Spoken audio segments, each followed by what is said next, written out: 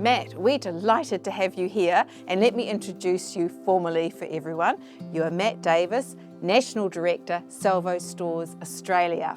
Now, Robert and I visited many of your stores, and we just are so excited whenever we get the opportunity to visit because there's so much happening. Would you like to tell us about the things that you are celebrating?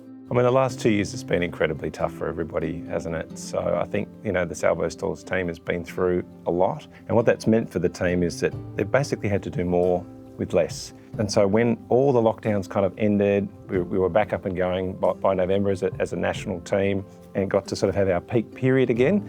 And really since that time, we've got to sort of get back in our groove again. And particularly the last 6 months for the team has been, getting our momentum back and, remembering who we are and what it is that we do. And I mean, just think about it for a moment, what's involved in handling 35 million items a year. I mean, that's a lot of sorting. That's a lot of volunteers, that it takes to be able to do those things. A lot of our people really joined for that environmental stewardship and, all the things that we do add up to like 580,000 tonnes of avoided CO2. That people care about that. It's important for our stewardship of the earth, I think, as well as the resources that we generate for the Army's programs. And really the other big success story for this year is what we were doing online. So wind the clock back a few years, op shops were really just a bricks and mortar experience. The team at Salvo Stores a couple of years ago really decided to invest into that. And because of all the at home, it meant that people were looking for new ways to engage, and the Salvos were present in that. And we just had an extraordinary year, breaking all our records and selling over $5 million worth of items in the financial year. And we were recognised for that just recently in an Australia Post award, best online marketing campaign, and really, really proud of the team for that one. Lots of years of hard work.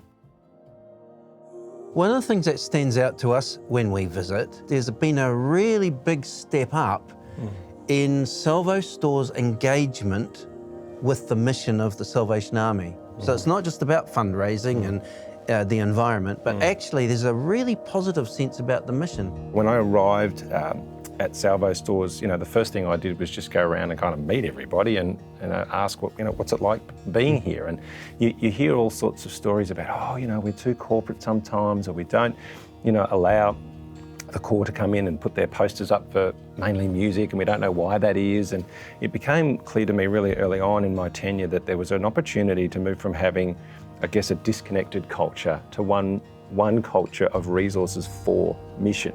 And while it was a really simple idea, what that created, I think, in Salvo Stores is a permission to engage, because almost everybody joins the Salvation Army to make a difference in the lives of someone else. I mean, that's what drives them. What we saw happen was this kind of breaking forth of, all the plans that people had or the things they thought they couldn't do, they're now really able to step forward. I think we'll see more of it. Really, as our movement, I guess, fully recovers from COVID, as our strategy improves, we'll really start to see more of those missional dividends from all the work that's been done since we became one national territory. I mean, you can tell by their interaction with the customers and people coming in, it's much more than selling stuff. There's a relationship and there's real interest in people's lives. And we've heard lots of stories of people who come into a store every day because actually that's where they get their contact. Yeah, they do. And this is, I think, the untold story of Salvo Stores, is that it's a place of real community connection. I mean, there are 220,000 customers a week coming into a Salvo store. Absolutely, some people come into the store just for that connection. And the one that stands out for me the most is in our Salisbury store in Adelaide. I had this incredible experience one day where I had observed somebody sitting down on the lounges in the furniture area of the store, and I asked the store manager about, why is that lady staying in the store, sort of sitting there?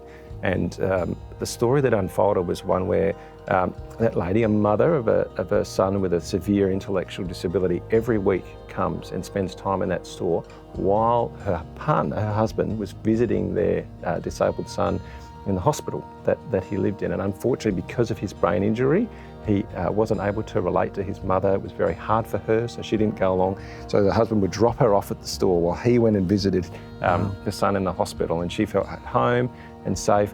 And our team were totally fine with that. It doesn't matter that you're not there to shop. You know, that you're here, you feel like that's a safe space. And, you know, thank God that the Salvation Army is a place where people feel like they can do that.